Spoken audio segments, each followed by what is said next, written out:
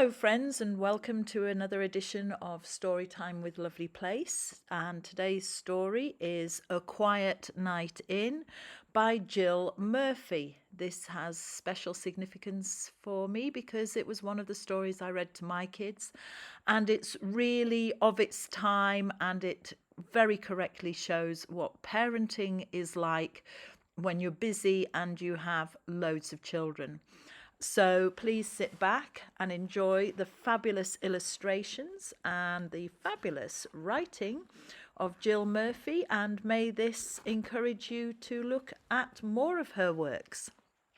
Thanks very much, and here we go. A Quiet Night In by Jill Murphy. I want you all in bed early tonight, said Mrs. Large. It's Daddy's birthday and we're going to have a quiet night in. Can we be there too? Asked Laura. No, said Mrs. Large. It wouldn't be quiet with you lot all charging about like a herd of elephants. But we are a herd of elephants, said Lester. Smarty pants, said Mrs. Large. Come on now, coats on, it's time for school. That evening, Mrs. Large had the children bathed and in their pyjamas before they had even had their tea. They were all very cross. It's only 4:30, said Lester. It's not even dark yet.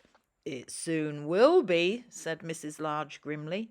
After tea, the children set about making place cards and decorations for the dinner table.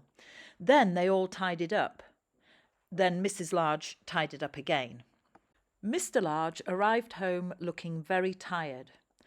We're all going to bed, said Lester.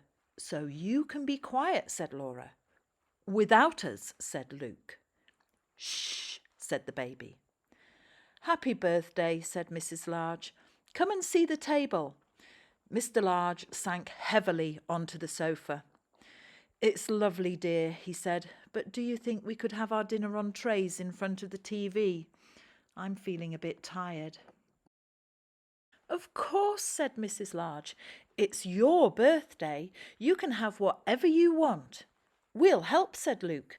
The children ran to the kitchen and brought 2 trays. I'll set them, said Mrs. Large. We don't want everything ending up on the floor. Can we have a story before we go to bed? Asked Luke. Please, said Lester. Go on, Dad, said Laura. Just one. Story, said the baby. Oh, all right, said Mr. Large. Just one, then. Lester chose a book, and they all cuddled up on the sofa. Mr. Large opened the book and began to read. One day, Binky Bus drove out of the big garage. Hello, he called to his friend, Milky Milkfloat. I don't like that one, said Laura. It's a boy's story. Look, said Mr. Large, if you're going to argue about it, you can all go straight to bed without any story. So they sat and listened while Mr. Large read to them. Of course, in the Large family, the baby is non-gender specific and stories are for girls and boys. So things are a little bit different now, but there are still stories that boys like and that girls like, whichever gender you identify as. After a while, he stopped. Go on, Daddy, said Luke. What happened after he bumped into Danny Dustcart? Did they have a fight? Asked Lester. Look, said Laura, Daddy's asleep. Shh, said the baby. Mrs. Large laughed. Poor Daddy, she said. Never mind, we'll let him snooze a bit longer while I take you all up to bed. Will you just finish the story, Mum? Asked Lester. We don't know what happens in the end, said Luke. Please, said Laura.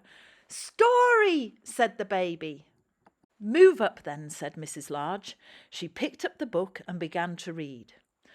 Watch where you're going, you silly dust cart, said Binky. Just then, Pip the police car came driving by. After a while, Mrs. Large stopped reading. What's that strange noise? Asked Lester. It's Mummy snoring, said Luke. Daddy's snoring too. They must be very tired, said Laura kindly. Shh, said the baby. The children crept from the sofa and fetched a blanket. they covered Mr. and Mrs. Large and tucked them in.